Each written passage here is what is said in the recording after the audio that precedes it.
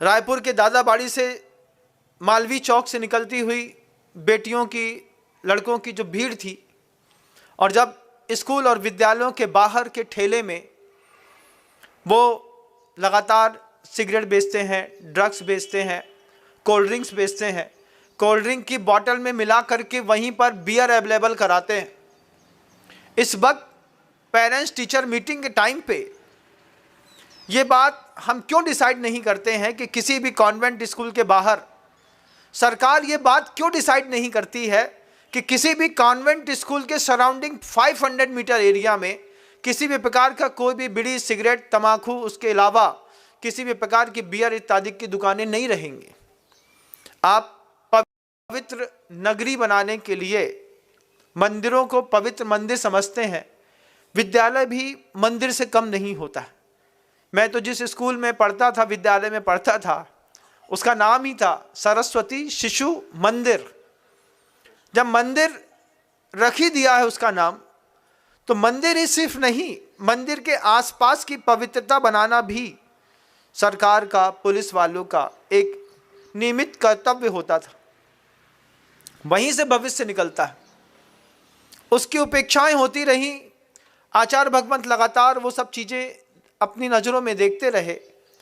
फिर आचार्य भगवंत की वह धारणा अकाट्य होती चली गई कि मंदिर और विद्यालय का एक जोड़ा बनाना पड़ेगा। जहाँ विद्यालय होगा वहाँ पर एक मंदिर भी होगा, जहाँ एक मंदिर होगा वहाँ पर एक विद्यालय भी बनाएंगे।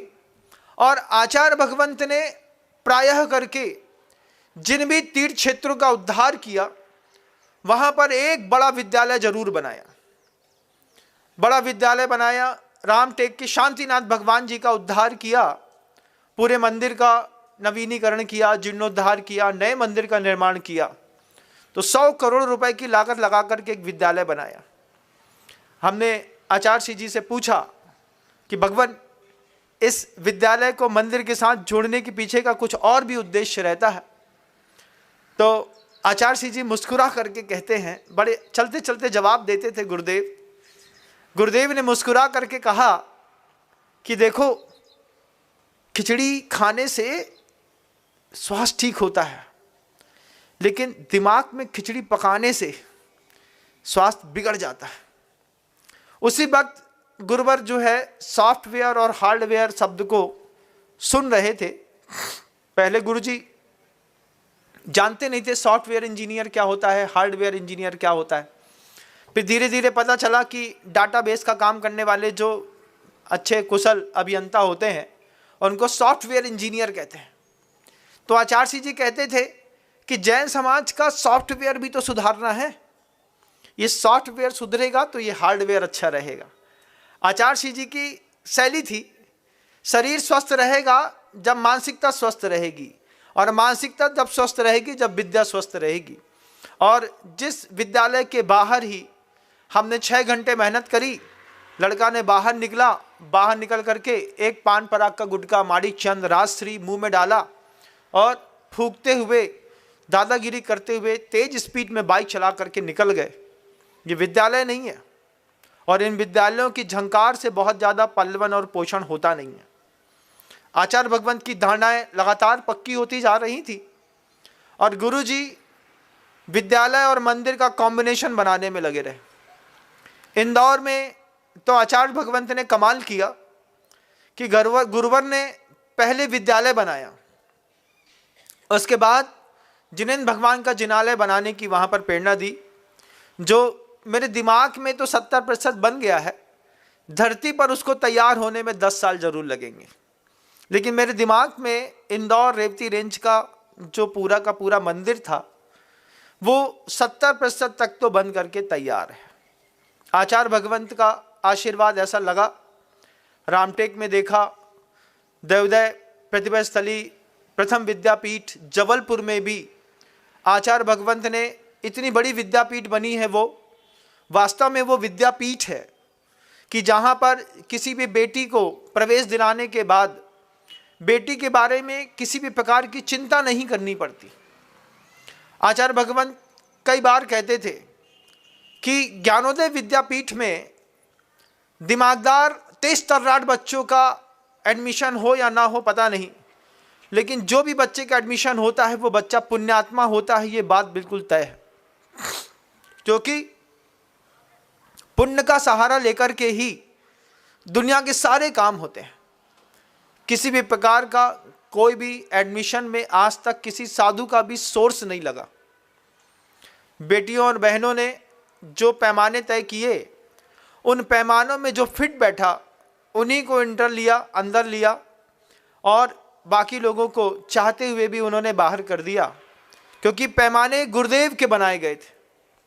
शुरुआत में बहुत बुरा लगता था कि प्रतिभा स्थली में किसी महाराज जी की भी बात नहीं सुनी जाती है। फिर बाद में समझ में आया कि वास्तव में नहीं सुनने पर अच्छे रिजल्ट परिणाम सामने आते हैं। आज प्रतिभा स्थली ज्ञानोदय विद्यापीठ, चाहे वो जबलपुर हो, इंदौर हो, डोंगरगढ़ हो, रामटेक हो या ललितपुर हो, और आगामी भविष्य में गुरुदेव श्री समय सागर जी महाराज जी के आशीर्वाद से संभवतः ऐसी उम्मीद है कि बंबई में भी एक प्रतिभा स्थली खुलेगी। क्योंकि लोग लगातार समझते सुलझते चले जा रहे हैं। इंसानों को, व्यक्ति को दिखाई देने लगा है, जिन स्कूलों में, कॉन्वेंट स्कूलों में हम बेटियों को पढ़ा रहे हैं, वो बेटियां एक अलग तरीके का व्यवहार करती। वो बच्चे भूल जाते हैं कि बैग में फिजिक्स, केमिस्ट्री, मैथ के अलावा भी बहुत कुछ ऐसा है जिसमें हमारे गुरु का मनोभाव भी जुड़ा है, परिवार का पोषण भी जुड़ा है, उम्मीदें भी जुड़ी हैं। और जब लगातार कोई बच्चा कोटा में जा कर के सुसाइड करता है, आरटीआई की जानकारी निकाला करिए, कभी बैठे बैठे जब कोई काम ना रहे तो जानकारी निकाला करिए कि रायपुर शहर में कितने बच्चों ने आत्महत्या करी। कोटा यूनिवर्सिटी, पूरे कोटा में पिछले साल कितने बच्चों ने आत्महत्या करी। कुल भारत में पढ़ाई के डिप्रेशन से मरने वाले बच्चों की संख्या कितनी है, एक बार आरटीआई की जानकारी निकाल के भारत सरकार से पूछिए। बैठे बैठे कुछ किया करने से दिमाग खुलेगा। फिर आचार्य भगवंत लगातार बेटियों पर काम करते रहे, बढ़ाते रहे, और एक दिन ऐसा आया, आज भी मुझे वो बात उसी की प्रतिभा स्थली की ही याद है। एक प्रतिभा स्थली की ब्रह्मचारिणी बहन आकर के आचार्य भगवंत से कहती है, गुरुदेव अभी तक हम गणंत खाते थे, आज से गणंत का त्याग करना चाहते हैं।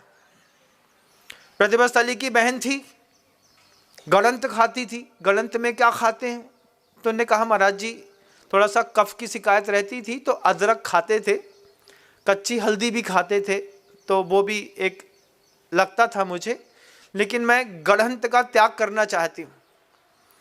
आचार्य जी ने देखा और गुरुवर एक शब्द में बोलते हैं सारी बहनों से कि गणंत का त्याग करो या ना करो, लेकिन सबसे पहले मन गणंत का त्याग करो। सुनिएगा आप, गणंत का त्याग करो या ना करो, लेकिन जीवन में सबसे पहले मन गणंत का त्याग करो।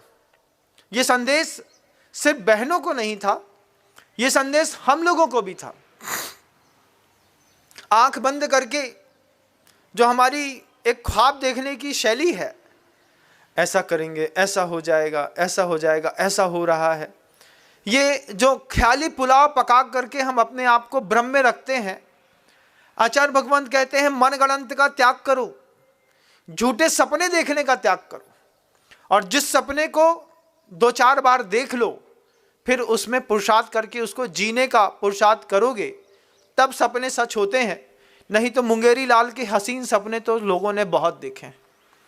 आप भी मुंगेरी लाल के हसीन सपने देखते होंगे, रात में सोते होंगे, सोते सोते जब कभी टीवी स्क्रीन चल रही होती होगी, उसमें रोल्स रॉयस कार देख ली तो फिर इच्छा तो होती होगी, मैं भी काम करूँगा, मेरी भी एक रोल्स रॉयस होगी, मेरी पत्नी के गले में एक हीरे की वो होगा, कंठाहार होगा, उसके उसमें भी कुंडल होंगे, उसके भी केयूर होंगे, मोती की वो होंगी। क्या करते हैं?